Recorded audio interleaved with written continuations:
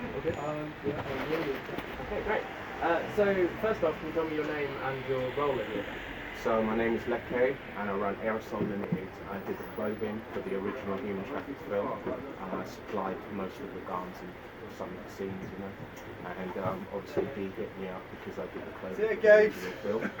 And obviously they want to create some merchandise around this project. So that's my role, is to provide the merchandise and deal with the clothing side of things. And when you were putting together the idea for the original film, were you trying to go as close to what you were seeing people wearing in clubs? Well, actually, I was already like raving myself with my friends, and I was already designing T-shirts, doing prints and stuff like that. So I think the director Justin had seen my stuff distribution based in, I think it was Leicester, and he liked the stuff, and production people got in touch, and I decided to send him one of each of my designs. I had 4 at the time, so I sent them all 4 one of each, and it just so happens they all got used. But the Junglist Movement T-shirt, the red one, this one that I'm wearing, that was the most predominant one in the scene.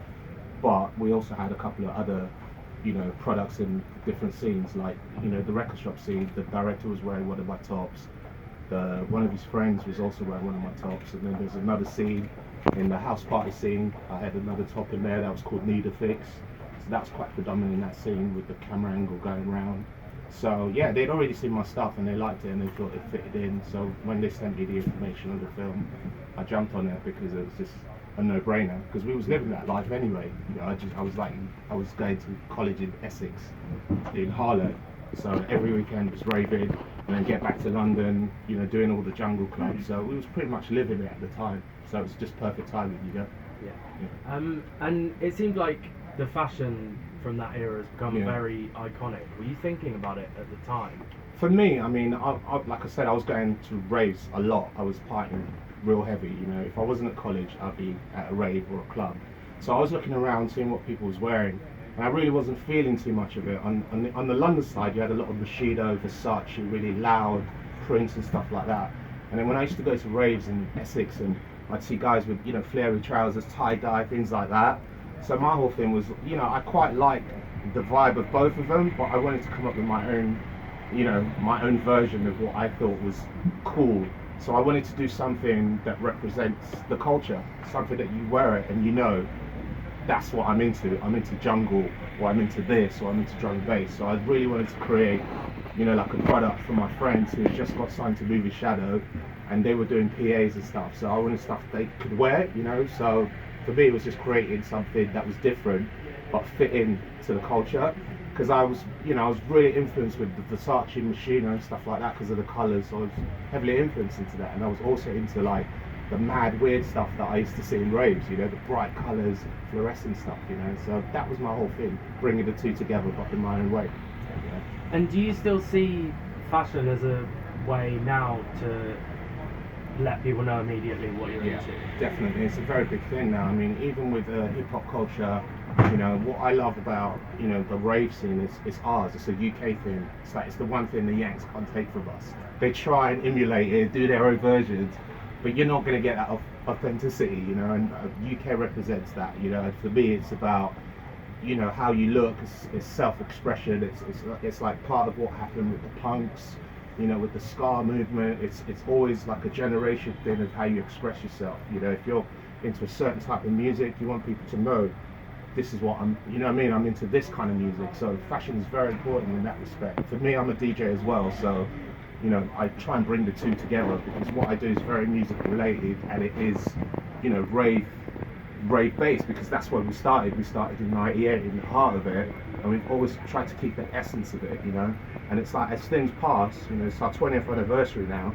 You still get a lot of people that haven't seen the film or know about the design, but they just like the design because they've seen a raver out wearing it, and then they do the research and then they put 2 and 2 together. Actually, shit, this was actually in the film. I knew I'd seen this somewhere, And a lot of the time it's just the design because they've seen people wearing it in clubs, and then they dig deep and they want to be a part of it, because it's like what we do is we're creating a lifestyle, and it's like we represent rave culture as a brand.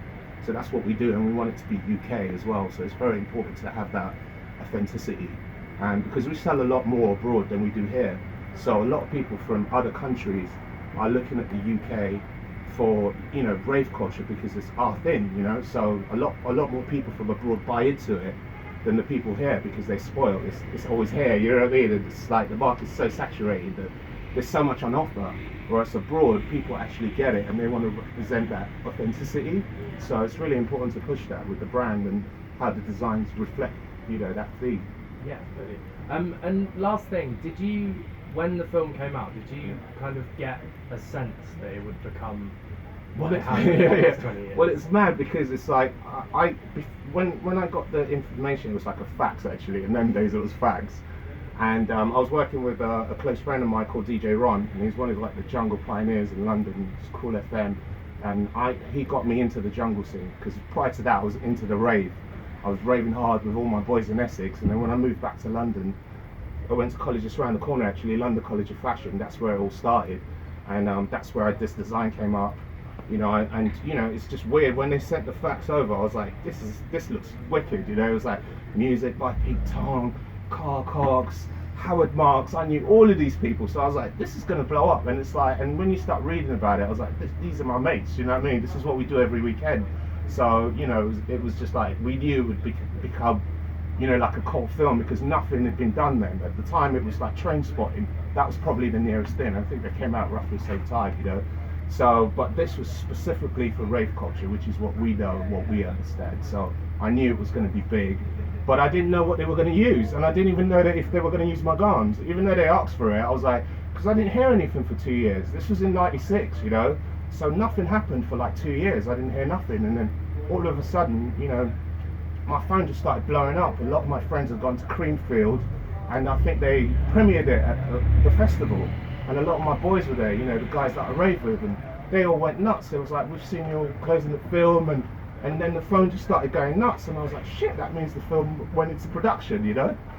So, yeah, no, I mean, you know, when the film came out, it was great, because I wasn't expecting it. It'd been 2 years, so, and it's good that it became what it did, yeah. So I'm happy about that. It's a cult.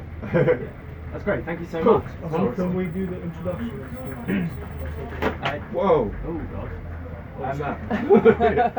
Yeah, if we can just do your introduction Okay. of saying your name and what you're Alright. involved with this. So my name is Leke and I run Aerosoul Limited, and I'm the designer of the Jungle Movement clothing, which was featured in the original Human Traffic film, and I'm here to help out with the merchandise and get the shit right, you know? Great, perfect. Is that